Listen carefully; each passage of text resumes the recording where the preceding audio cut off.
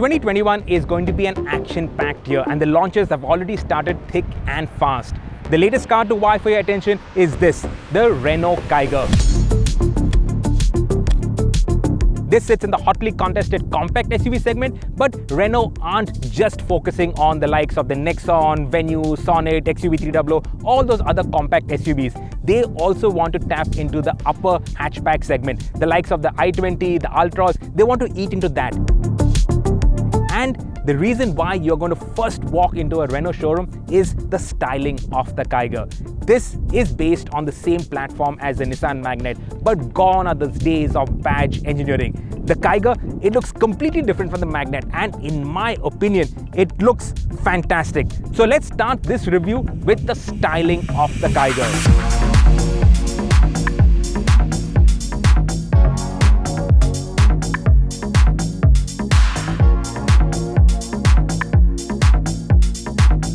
Taking pride of place on the nose of the Kiger is the Renault Diamond. It sits prominently front and center on the nose, and if you look at the nose of the Kiger, it does remind you of the Kwid, which actually is a good thing because that Renault family resemblance continues.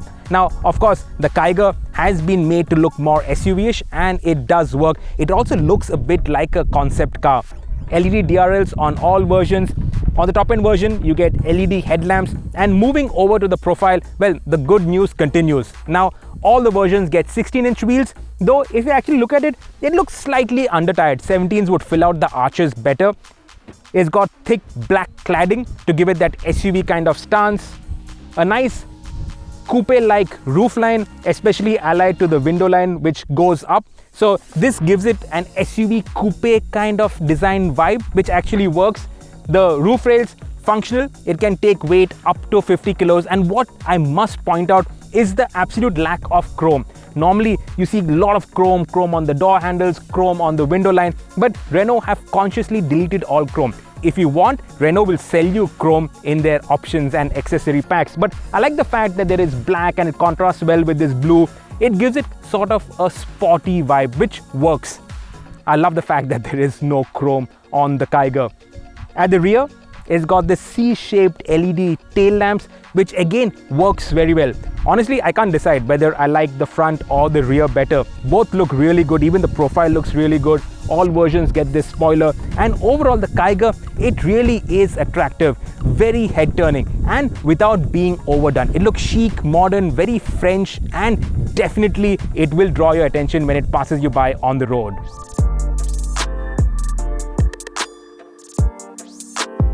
The Kiger is interesting to look at from the outside as well as on the inside. Now, the quality of materials is not really the best in class, but then again, the Kiger is the cheapest in this class. And that said, the quality does not feel cheap. It all feels well put together. Now, you get wireless CarPlay, which is a really cool thing. The only other cars that have wireless CarPlay are the BMW, so it's actually a high-end thing. And of course, the Magnite also has it. You can leave your phone, well, I would have said you can leave your phone on the wireless charging pad, but the Kiger does not have wireless charging as standard. That is an optional accessory which is fitted out here. The Magnite, their wireless charger for that is on this pad. Now, this is an 8-inch touchscreen, and you also get a 7-inch multi-information display, which is very nicely done. I think that's the best thing on the Kiger and the differentiator compared to its rivals. We will talk about that in depth. A nice fat steering wheel with a slight flat bottom. This is the 5-speed manual. You also get the CVT on the 1-liter turbo. Lots of storage spaces. So under the center console, you get 7.5 liters. You get 2 glove boxes. You get space for 1-liter bottles in the doors. A total of 29 liters of storage space, which is also really good. Now, what Renault have done to differentiate the Kiger from the Magnite is this drive mode selector. Now, it does not really change the engine mapping, but it changes the display. So in the sport mode, you get a tacho, and in eco, you also get a tacho.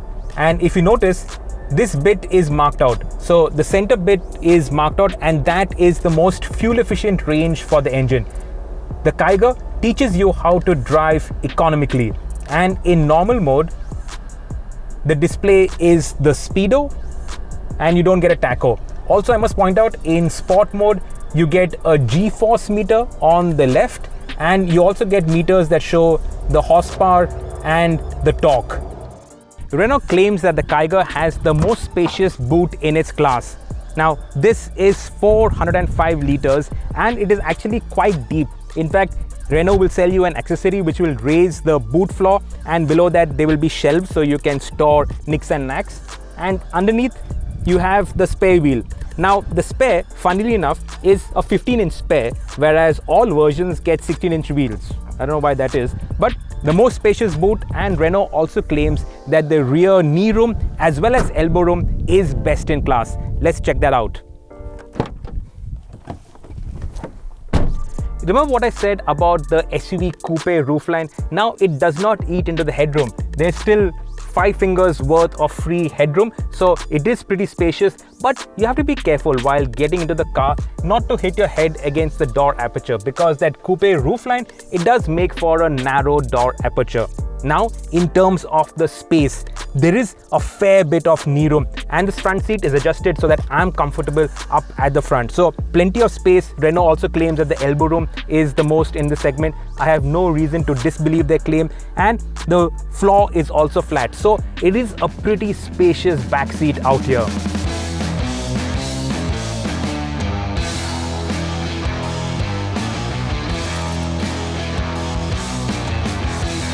There are 2 engine options on the Kiger. Obviously, we are not driving the naturally aspirated 1 liter, which is available with a manual as well as an AMT transmission. It's the same engine as the Quid and the Triber, and it would struggle to really make this car move. How much does the Kiger weigh? Well, Renault guys are being a little cagey about the weight, but we suspect just above 1000 kilos. 1020 kilos, around about there. That should be the weight of the Kiger. This 1 liter turbo petrol engine, here it's mated to the manual transmission. It makes 98.6 bhp and 160 newton meters of torque. And as you can expect, with the power to weight, obviously it moves. It really moves well. First gear. It's quick. No question about that. This is a quick car. This engine revs up to 6,500 RPM, and there is no mistaking the engine working hard. It is a pretty audible engine. It's not like a Honda engine where you can't hear anything. Here, the 3-cylinder, that irregular idle, it is very evident while it is idling and also while it is running. You can feel that irregularity, and it feels a bit coarse. Plus, like we said with the Magnite, this manual gearbox is definitely not the best manual in the segment. It is a bit notchy, throws are fine, but it's not slick. It's not as easy to operate. In fact, for this powertrain, the CVT is actually much nicer. That would be our recommendation. Go for the CVT. It is smooth, it's refined, it uses the power of the engine. It's not that off in terms of fuel efficiency. Now, Renault claimed that this powertrain, the turbo petrol with the manual gearbox, delivers 20 kilometers to the liter, which is best in class. And the CVT should not be too far off that, though again they're being cagey about those figures as well. Now, in terms of comfort, in terms of ride quality, the Kiger, over little small broken patches, it rides really well. It is soft, there is a lot of compliance in the suspension. When there are sharper, taller bumps, that's when the suspension gets caught out and there are thuds and clanks that get into the cabin. But small little ripples in the road, small broken patches, which is what our regular roads are like, it takes it all pretty well. That said, when you start to build up speed, the Kiger feels a bit floaty. It feels like a softly sprung car.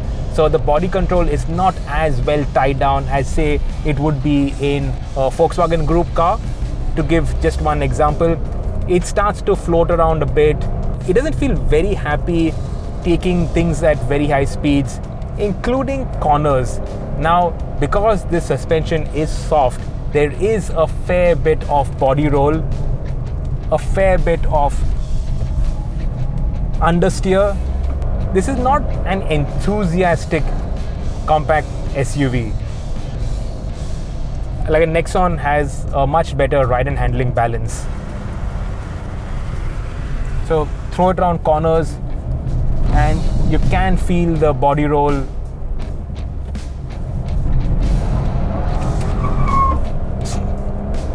Yep. So round corners, take it a little bit easy.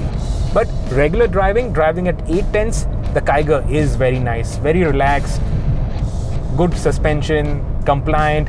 Now, while there's a lot of space inside the cabin, the footwell is not as spacious, so there is no space for a dead pedal. With this 3-pedal setup over here, I'm putting my foot under the clutch pedal, so it's a little bit cramped. To conclude on the Kiger, what would you choose, the Magnite or the Kiger? Well, that purely depends on your personal preference on styling. I personally think the Kiger not only looks better than the Magnite, but looks better than all other compact SUVs. But you might disagree. What you will not disagree about is Renault's network is much more than Nissan, so that goes in their favor. And as for pricing, well, both the Magnite and the Kiger are more or less the same, and they're very attractively priced. Now, Kiger versus the rest of the compact SUV segment. In my opinion, that segment is sort of getting split now into premium compact SUVs and entry compact SUVs. And in the entry segment where the Kiger slots in, I think it really does the job and does it brilliantly. Great styling, lots of space inside, modern engines. It's of course not without its faults. The engine is a little too coarse, but overall, I think the Kiger, it really does the job and it will really sell in the same vein as the Kwid as well as the Triber. Subscribe to the Evo India channel and hit the bell icon to keep pace with the thrill of driving.